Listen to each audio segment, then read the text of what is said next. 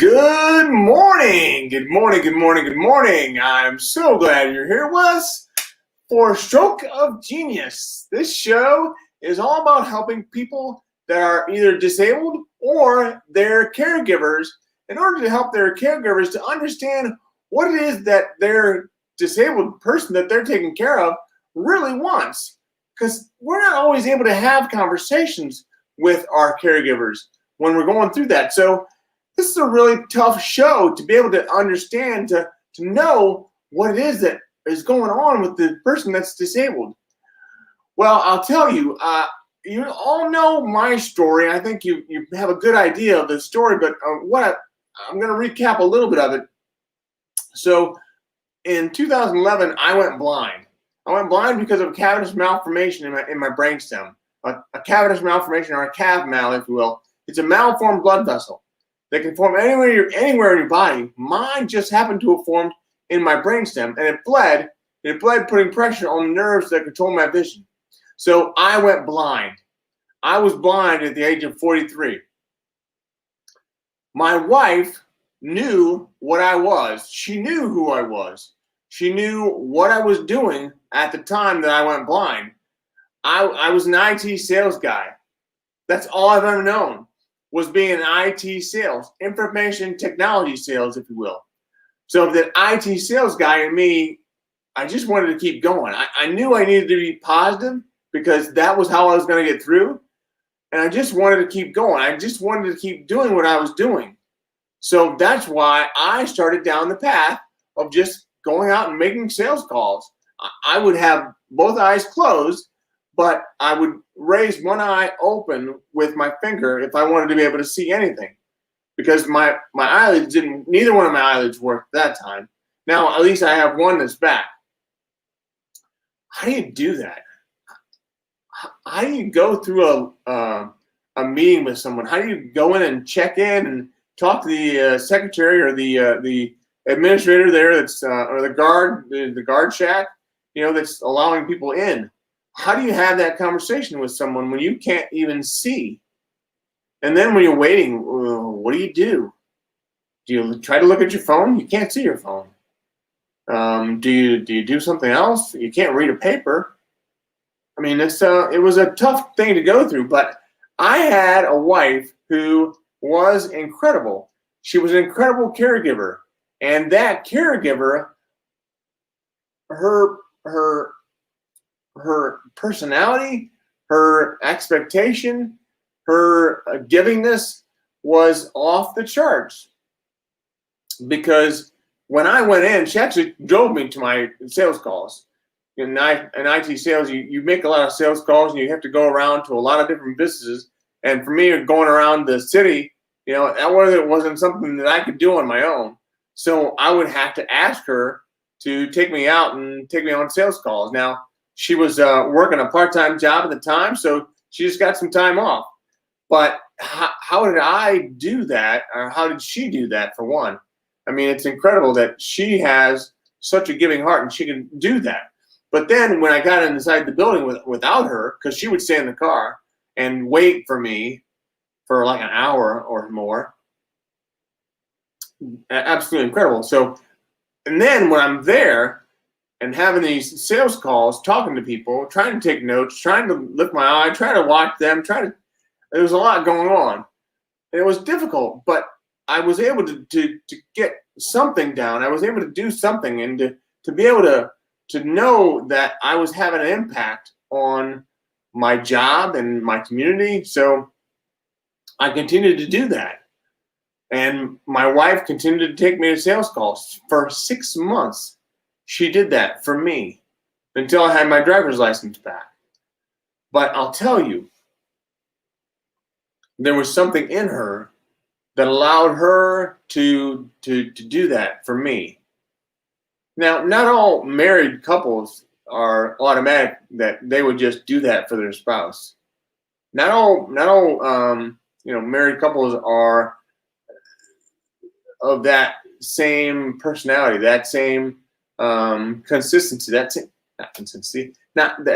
same cut of a cloth. I don't know what you want to call it, but that that to me has been one of the biggest lifesavers for me. Even though it happened 9, 10 years ago, it was a lifesaver for me because it allowed me to understand that even though everything has changed, and even though I can't see right now, I'm still me. Much like I think of our friend Rob Oliver, who was on here recently. He has a website, and the website's called Still Rob, because he went through a paralyzing accident. I think it was at the age of 21, and even though he went through that, he's still Rob. He's still Rob. I'm still Brian. So Connie helped me to continue to be still Brian, and she allowed me to have some sense of normalcy, even though nothing seemed normal at the time. So during COVID, who do you have? And what do you have that's allowing you to remain with some sense of normalcy? Not the new normal, I don't want to go there, but I want to help you to understand that having people to rely on that can help you with what you're experiencing is very important.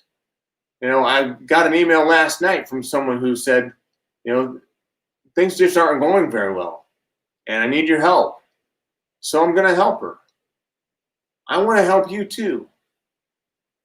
But we need to first of all understand that this has happened and embrace it. Even though you go through the toughest, most grueling things, just like my daughter said, when she wrote me that letter. I think that's really what we need right now. We need to understand that we are still appreciated because we still have value. We still have a lot to offer. Much like Connie told me that I had a lot to offer when she drove me around on all those sales calls. My daughter Jess, she told me I had a lot to offer in this letter that she wrote me for Father's Day that year. It's pretty special, and I'd like to read it to you. Dear Dad, happy Dad's Day. I hope you have a great day because you definitely deserve it. All the cards and TV commercials always say, my dad's the best, but they're all lying. You're the best ever. Sure, other people's dads are great. They're younger than you, they're sportier, and they're funner. But you've got something that they don't have. Bravery.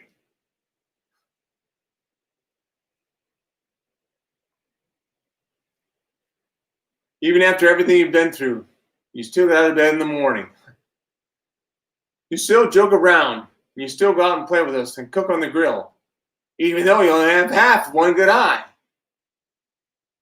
But you do more still. You teach me that even though you go through the toughest, most grueling things, that if you just believe that God is right there with you through everything. Believe that sometimes the only thing you can do is hope. Hope beyond hope.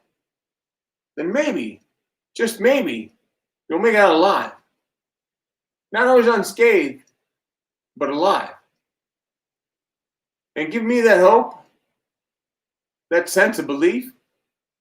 Well,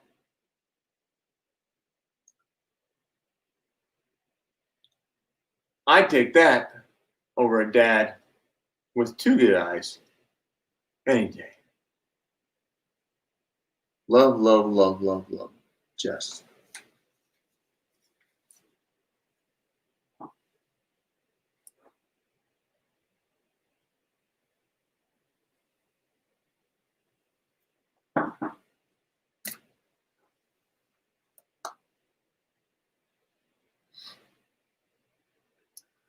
So when was the last time you got a letter like that?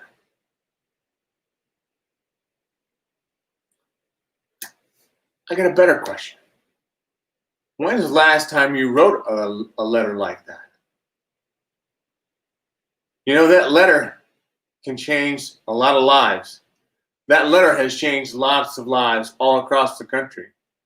But what's going to change a life for you right now is when you write that letter yourself. I want you to write a letter to that one.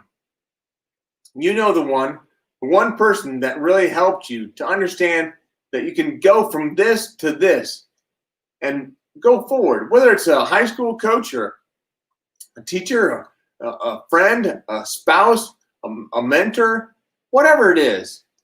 Write them a letter right now, and that's going to change their life forever. But more than that, it's going to change your life forever, because you're going to become an encourager for encouragers. And everything is going to change because you're going to step out of who you were, and you're going to be an encourager for that person. Doing that, it's going to be the best thing you've ever done. I can promise you. So take a few minutes right now. Think about one person and start to write that letter. I'll wait.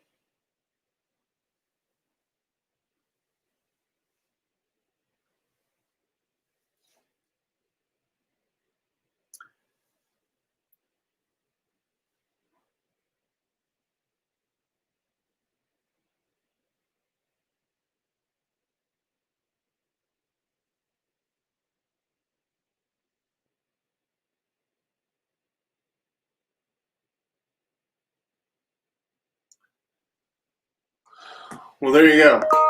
Writing that letter is going to make all the difference in the world. And I am so looking forward to hearing more about your letters. The letters that you're going to write, you don't have to send them to me, but I'd love to hear about what you've written. I'd love to hear about who you selected as the one, because we all know that there's more than one person at one point in our lives. So think about who that person is for you and write that letter. Now, that letter could be your caregiver. The caregiver is going to understand that, they're not always the most thanked person in the world, but I'll tell you that caregiver deserves a lot more than what they are getting today, because you need to understand that that caregiver is giving them of themselves. They're really giving them from what they have, and they may not have a lot to give, but they're giving it to you. So understand how important it is to thank that person for what they've done. I'm so appreciative of you being here today, and I'm so thankful that you've joined me. But I want to make sure that you understand everything you're going to be doing is going to be all about helping the caregiver to understand more about what they're doing for you.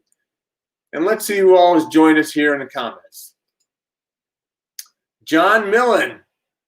Good morning, John. How are you this morning? I hope you're doing well. Good to see you. And so more comments like that, will help us to move forward and to understand what we can do for our caregivers and how our caregivers can help us. Not only help us, but also to understand more about what we can do. Well, I'll tell you, I appreciate you being on here today. Thank you so much for all that you do. And as you're listening to this, put in a hashtag replay if you're listening on replay, hashtag live if you're listening live. And then, as always, keep one eye on the road. Thank you very much. Have a great day and a great weekend. We will talk with you soon. See ya.